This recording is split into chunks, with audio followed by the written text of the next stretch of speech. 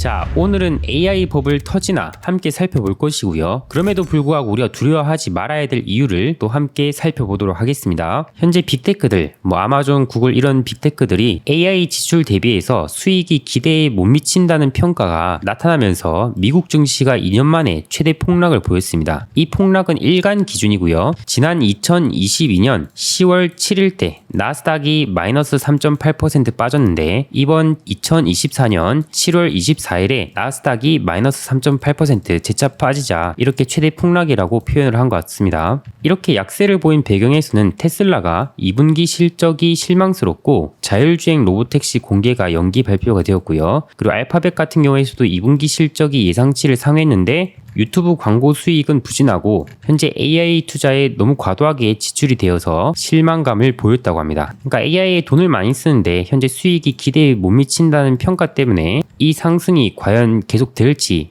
의문이 드는 시점입니다. 그래서 회의론이 나타나고 있는 상황인데요. 그렇다면 AI 버블 이제 터지는 걸까요? 우리가 무언가를 고평가인지 아닌지 논하기 위해서는 기준점을 잡아야 되겠죠. 그것은 우리가 실적으로 잡아볼 수 있습니다. 어차피 기업은 실적을 장기적으로 따라가기 때문에 실적 대비 고평가인가 저평가인가 우리가 잘 따져보면 되겠죠. 자, 삼성증권에서 얽힌 실타래 결국 실적으로 풀어가야라는 리포트인데요. 여기 매그니피센트 7종목 그룹, 애플, 메타, 구글, 테슬라 이런 기업들이죠. 이런 기업들의 이익 추정치와 현재 주가를 그어 놓은 것이 있는데요. 이게 이익 추정치입니다. 이익 추정치는 계속해서 올라가고 있는데 현재 주가는 보시면 어때요? 올라가고 있지만 다시 보시면 이익 추정치 안으로 주가가 들어온 상태입니다. 그래서 오히려 이익 추정치가 현재 주가보다 높은 상태입니다. 이런 시점에서 우리가 과연 고평가라고 얘기할 수 있냐 생각해 볼 수 있는 거고요. 그리고 러셀 2000 지수, S&P 500 하이 버전의 중소형 종목들을 모아둔 건데 이 러셀 2000 지수의 이익 추정치와 주가를 비교해 보면은 오히려 러셀 2000의 이익 추정치는 주가보다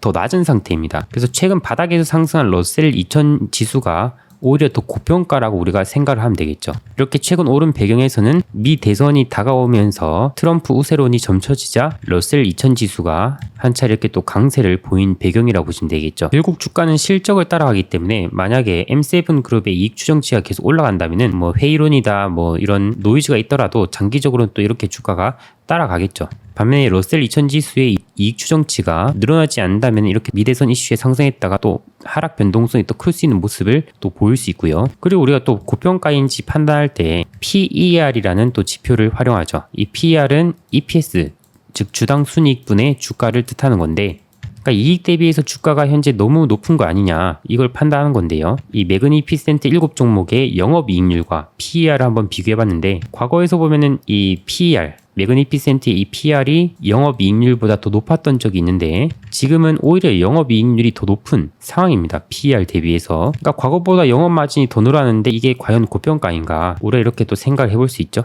그럼 이렇게 물어보실 수 있습니다. 그래 빅테크니까 당연히 돈은 벌겠지. 근데 지금 하는 AI 투자가 너무 과한 것 아니냐? 이 투자한 걸로 돈 벌 수 있냐? 돈 언제 벌려고? 이렇게 물어보실 수 있죠.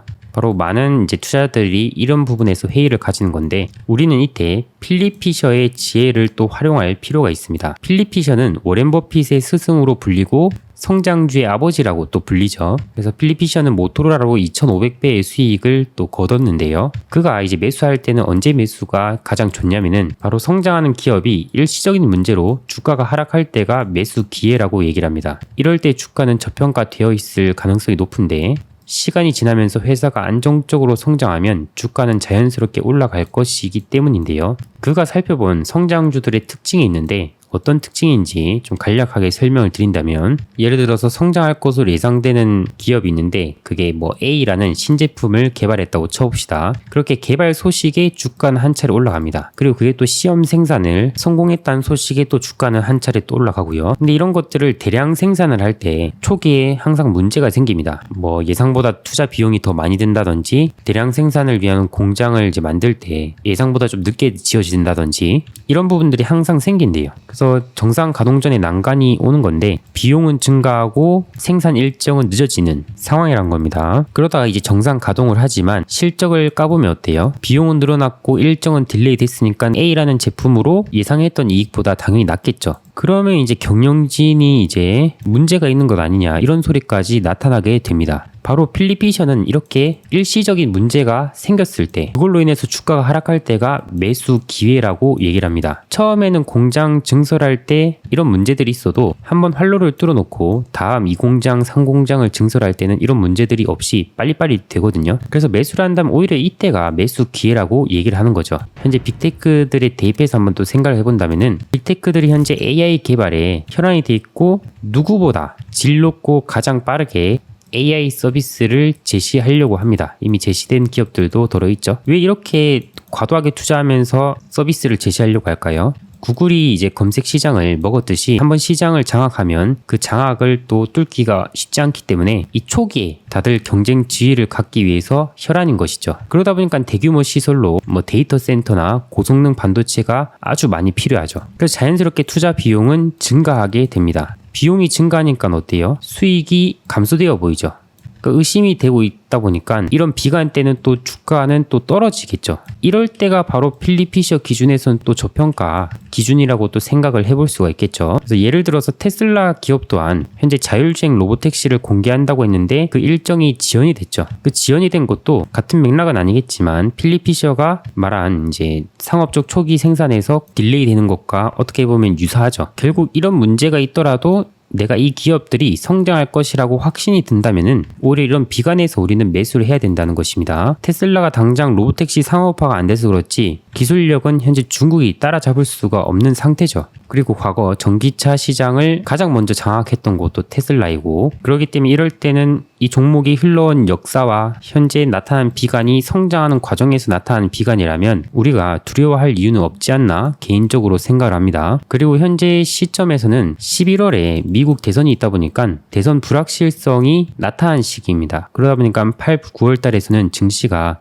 또 조정을 보이고 또 10월 말쯤부터에서는 어떻습니까? 다시금 지수가 대선 이유를 반영하면서 불확실성이 이제 해소가 되는데요. 그래서 빅테크들 같은 경우에서는 실적에는 문제가 없지만 대선 불확실성이나 현재 매크로 같은 경우에서도 고금리에서 금리 인하로 바뀌는 상황에서 또 경기 침체 얘기가 나오고 있다 보니까 겸사겸사 하면서 누르고 있는 상황이 아닌가 개인적으로 생각합니다. 그리고 지난 2017년 19년에서 트럼프 대통령 재임 기간 중에 섹터별 성과를 체크해본다면요. 물론 지금 트럼프가 우세로는 있지만 당장 뭐 당선이 된다 이런 가정은 아닙니다. 근데 과거 흐름을 봤을 때 IT가 가장 크게 날아갔죠. 그래서 매크로나 정치적인 불확실성으로 인해서 조정은 있지만 이런 것들을 또 다시 뭐 시간이 지나면 다 해소될 문제들이니까 회사만 문제가 없다면 장기적으로 계속해서 좋은 관점을 유지하면 되지 않나 싶습니다. 그리고 나스닥 차트를 보시면은 주봉 차트입니다. 주봉 차트를 보시면은 2023년부터 이렇게 상승 추세가 유지가 되었죠. 그 유지가 되는 상황 속에서